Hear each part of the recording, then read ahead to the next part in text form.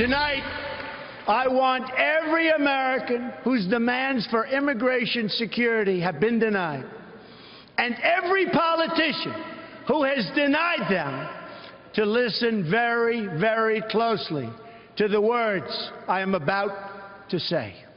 On January 20th of 2017, the day I take the oath of office, Americans will finally wake up in a country where the laws of the United States are enforced. We are going to be considerate and compassionate to everyone.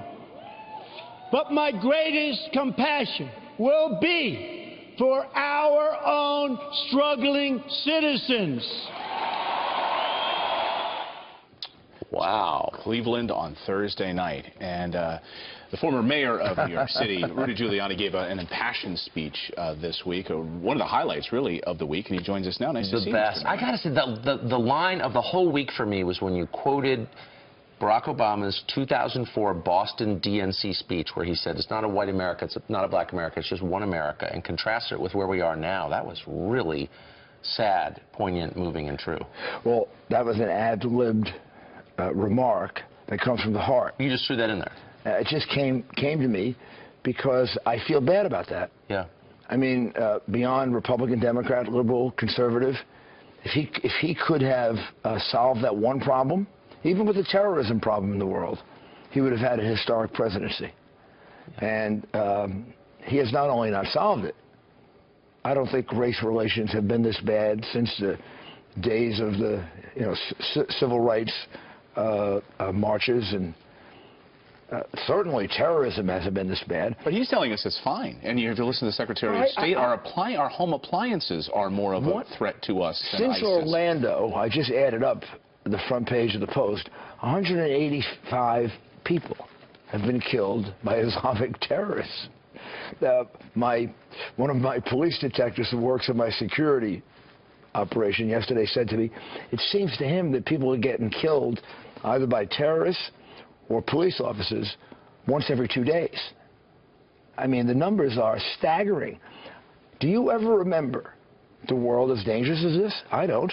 I mean, we had September 11, but I think in my lifetime, and I was born as the Second World War was ending, I don't remember the world as dangerous as this. Yeah, you mentioned the cover of the Post. I wish we had it right here, but the cover says the Summer of Terror, and it has all the different attacks and all the different numbers, and it's just so awful, and that's why Donald Trump is trying to show the world that he is the law and order candidate. But many on the left have said that this was a doom and gloom speech that he gave. In fact, Hillary Clinton is mocking him, and the president is saying, oh, the world is a rosy place. Let's take a listen. I want to get your response. Last night, Donald told us, I am your voice. I don't think he speaks for most Americans, do you? The last thing we need are leaders who try to divide us even more than we are. We should be working to reach out to those who are different from us. This idea that America is somehow on the verge of collapse, this vision of violence and chaos everywhere, doesn't really jibe with the experience of most people. That had to be just a couple of hours before the attack in Munich and after the attack in Würzburg that the mainstream media even avoided. That's the one, by the way, most people at home don't even know about. A few days before that, 5 people were stabbed in Würzburg, Germany, with a man yelling out, Allah Akbar, you know, the workplace violence. Slogan. Yeah, slogan.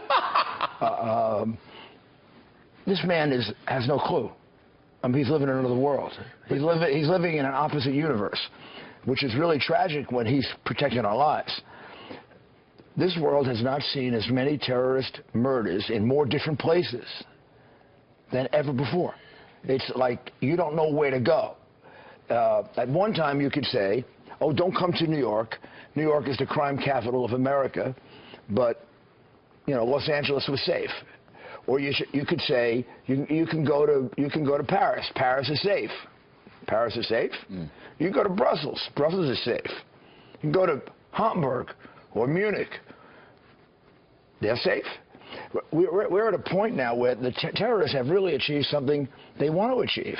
They have placed almost every part of Western society at risk by these attacks that are spread out all over the place.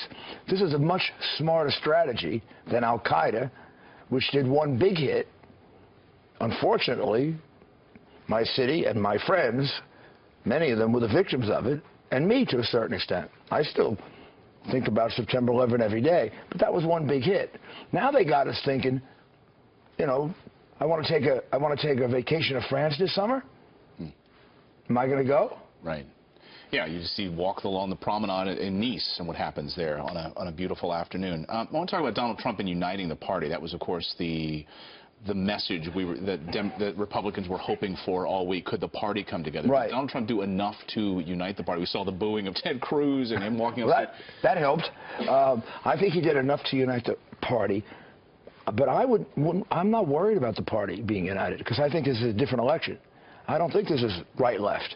I think this is insider-outsider. Yeah. What we saw on television there, Hillary Clinton, is the ultimate Washington insider. She just picked a Washington insider for vice president against a Washington outsider with Mike Pence, a governor, Washington outsider, when he was in Congress, a somewhat maverick kind of congressman, right? Fought the leadership. Yeah. So I think when he said, "I'm your voice," there's a much deeper theme to this than I think people realize. I agree completely. This is Donald Trump trying to frame the election on his terms. You're the ultimate corrupt insider. You're feeding off the beast of all these big companies, big unions that are paying them large amounts of money. I'm Donald Trump. They're not paying me. They don't own me. You own me. You, the people that don't have the power, whether you're rich or poor. A lot of people who are rich don't have the special interest, inside help that a lot of these companies get. Then why is the press taking sides in this against Trump? When did the media decide it's their job to protect the prerogatives of the elites? When did that happen? Oh, I don't know, sometime around Goldwater is when it started. I mean, I work for Ronald Reagan. People think this is a joke. Not true. It's true. I mean, it is true. Ronald Reagan used to read the New York Times and do the opposite. Well, then who was his speech for? Who was Donald Trump's speech for the other night? It was for all of those who feel that Washington doesn't work. It was for all of those who feel that Washington is corrupt. It was for all of those who feel that Washington leaves them out. Now, you look at any poll, that's about anywhere from 60 to 75% of the American people. If he can grab those people, 51% of them, he can give some to her. He wins the election. And if he can get them in the right states, he wins the election big. Were there any regrets this week from the convention? Anything you wish would have went better? No, because I've never seen a convention where everything went perfect. And I thought it was the happiest convention I've been at for all this garbage about doom and gloom. These were the happiest delegates I've seen. I've been to 5 conventions, maybe because they were new people. About half of them were not the same old faces I saw at every other convention, because they were Donald Trump delegates who were the outsiders. They were certainly colorful. It was great to meet They had a lot of fun also at the parties. Yeah, it was good. Yeah. Mr. Mayor, thanks for joining us. Thanks so much.